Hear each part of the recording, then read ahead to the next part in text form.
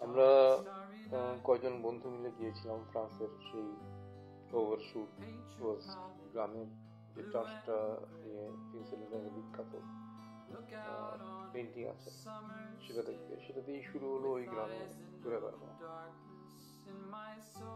এই গ্রামে ভিনসেন্ট মাত্র 70 দিন ছিলেন, কিন্তু এই অল্প সময় ও প্রায় 80টা ছবি এঁকেছে।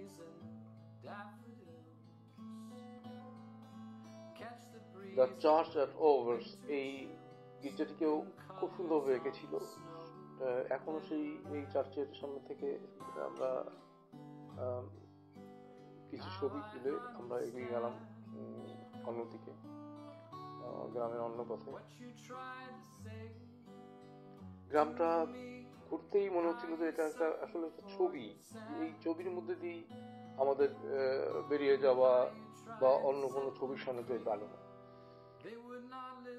রাস্তার ধারে, ছোট পাহাড়ের নিচে কিংবা গির্জার সামনে সব জায়গায় ওর আঁকা ছবিগুলি বড় রেপ্লিকা, এবং ঠিক সেই জায়গায় ওর এই রেপ্লিকাগুলি স্থাপিত করা হয়েছে যেখানে দাঁড়িয়ে বা বসে ও এই ছবিগুলি এঁকেছে।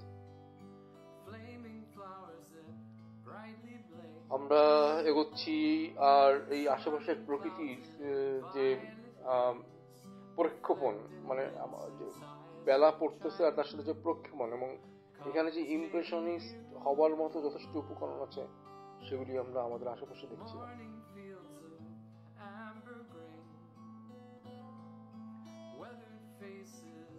গিয়েছিলাম সেই ছোট্ট হোটেলটিতে যেখানে গক থাকতেন, রেবক্স ইন।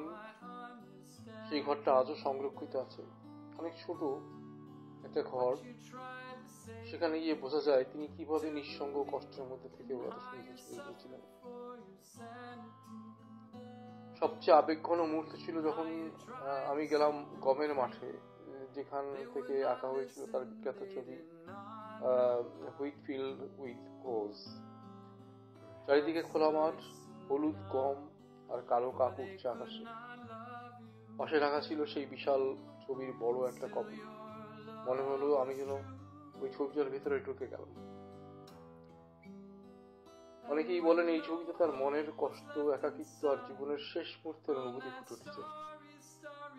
ছবির মাঝে যে রাস্তা আছে সেইটা যেন কোথাও যায় না, ঠিক তার জীবনের মতো। আমরা এরপরে একদম সবশেষে গিয়েছিলাম ভ্যান গকের কবরস্থানে। সেখানে ও শুয়ে আছে ওর ভাইয়ের পাশাপাশি। সেটা আর একটা অভিজ্ঞতা, সেটা নিয়ে বলবো। এখানে হঠাৎ দেখি জাপানি কিছু শিল্পী এবং পর্যটক তারা এসেছে, এবং তারা নানাভাবে এই আমাদের মতো করেই ভ্যান গকের যে স্মৃতিগুলি ছড়িয়ে ছিটে আছে সেগুলি তারা সাথে ছবি তুলছে। এগুলোর নানা রকম তথ্যাদি ওরা নোটবুকে নিচ্ছে দেখলাম। তো এই গ্রামে তোর মৃত্যু হয়, এই গ্রামে ও মাত্র 70 দিন ছিল মৃত্যুর আগ পর্যন্ত, আত্মহত্যা করার আগ পর্যন্ত। আর এই 70 দিনই ও জীবনের সবচেয়ে বেশি ছবি এঁকেছে, যার সংখ্যা হচ্ছে 80টি। তার মানে ওই সময় ওর মানসিক প্রশান্তি এবং অস্থিরতা অনেক কম ছিল বলেই গক অনেক অনেক ছবি এঁকেছে।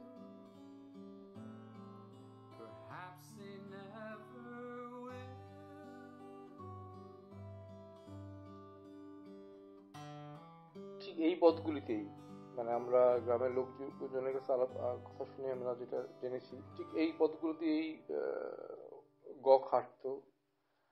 কখনো ওর আঁকাআঁকির সরঞ্জাম থাকতো, অথবা কখনো কেবলই একটা ক্যানভাস আর কিছু রং নিয়েই ও বেরিয়ে পড়তো।